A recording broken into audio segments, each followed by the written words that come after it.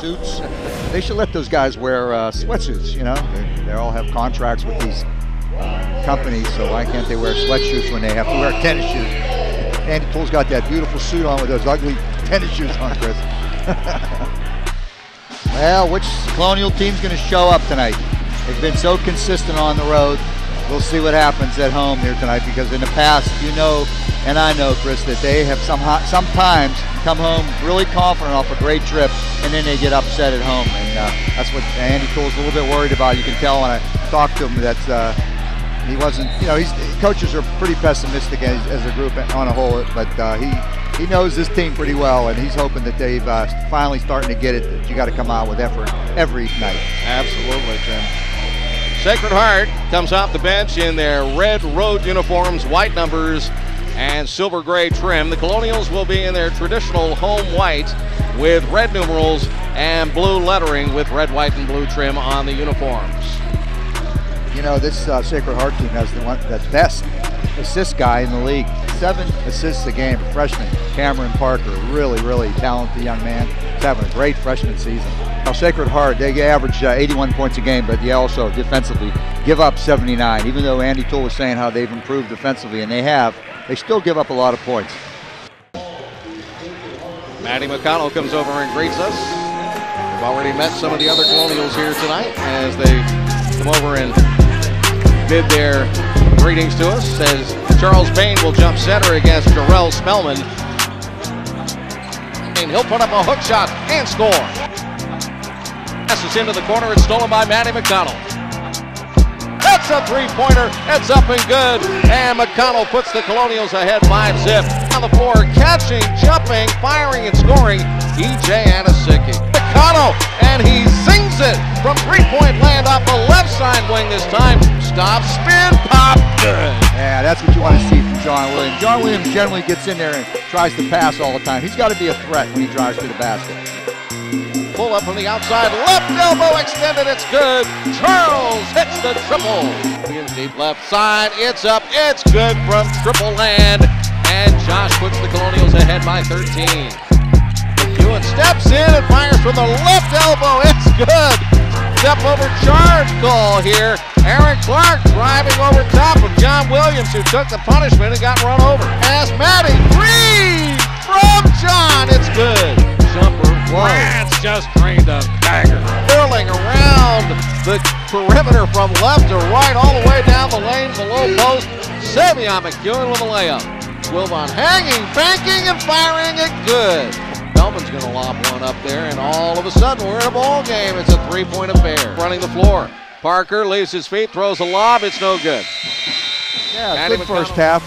Very competitive first half. Colonials got off to a tremendous start, obviously, and Sacred Heart being the veteran team, they hung in there, battled back, waited for the Colonials to cool off a little bit, and they started getting to the basket, getting to the foul line. They chipped away, and now we got a basketball game. That's probably what we were expecting tonight anyway. I'm expecting a very close game here in the second half. All right, it's tightening up, as Archie Bell and the Drells once said. 35-29. We're tightening up at halftime here at the North Athletic Complex in Moon Township, Pennsylvania, just outside of Pittsburgh in the West Hills.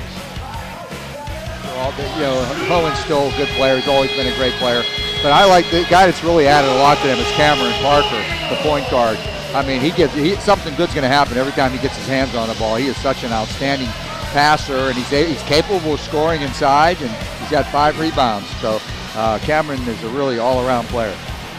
All right, getting set for the start of the second half of play. We'll take this timeout.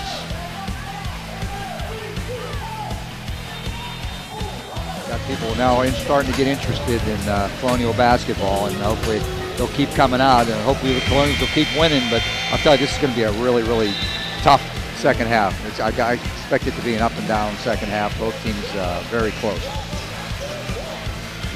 All right, Joseph Pallas is the referee. He's going to come right in front of our table, stand in front of us, and Charles Bain will throw the ball back into play as we get set to start the second half here at Robert Morris tonight. To the point, back to John over on the left side. He'll drive down the left lane, fire up a layup and score. Kick to the right corner, here's a three, it's up and good for Josh Williams. brother to brother. Matty McConnell hits Giannis Mendy on his way to the bucket. Malik Petaway rips down the rebound, and he'll power his way back up with a jump hook, and it's up and good for his first points of the game. It's intercepted, and the Colonials on the dribble drive up the floor. Chris Coleman's going to take it all the way to the rack. He'll lay it up, he'll score. Deep three, and it's up and good by Zach Rads, the open man at the other end of the floor. Deep into the corner, the shot blocked by McConnell. Off of the hands of Ozier. Bain pulled up, long range three, it's good. Bain attacking. Yeah, he makes a play on the defensive end, comes down, knocks down a big three for the Colonials. Oh, a nice change of hands, underhanded shovel shot with the right hand. He flipped it up and got it to go. Block shot by Mendy. Catches, shoots over to the left side wing. It's good for three. Charles Bain lights it up again. And now it's stolen. The Colonials in a fast break. Matty McConnell layup. It's good. And Robert Morris leads by 9.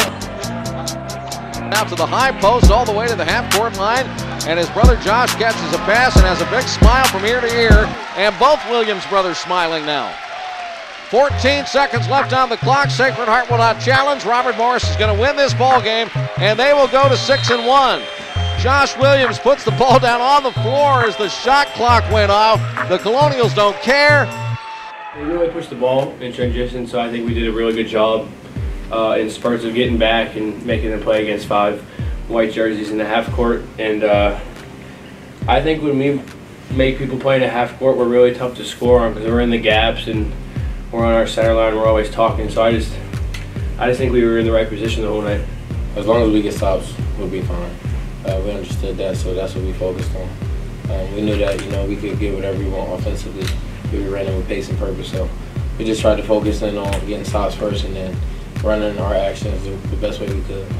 Obviously, I think a really good all-around effort by us, defensively as well as offensively. Coming into the game against Sacred Heart, high-scoring team, fast-paced team. I thought we did a really good job of controlling the tempo and trying to make them play our game. And I think we did a really good job of that for all 40 minutes. Held them to 3 of 14 from 3 when you scouted them. Is that something that you emphasized? Well, they have a number of guys that can shoot it, perimeter guys as well as their interior guys. I mean, Anasicki and Spellman and LaRose are guys that come in and really can make threes as well. And we try and take away the ability to catch and shoot threes with everybody, right? I mean, college basketball right now is, 3 happy, and so if you can make people, miss from the 3-point line and you can get contests on those, it can dramatically help your defense and your ability to win games. So, I thought we had contests that we gave them the 1-3 in transition in the far corner, but I think a majority of their shots were contested, and that's what we want to make sure we're doing.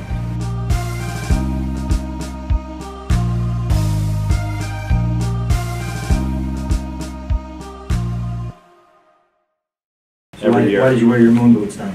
Huh? Why did you wear your moon boots? You just don't understand fashion. That's your problem.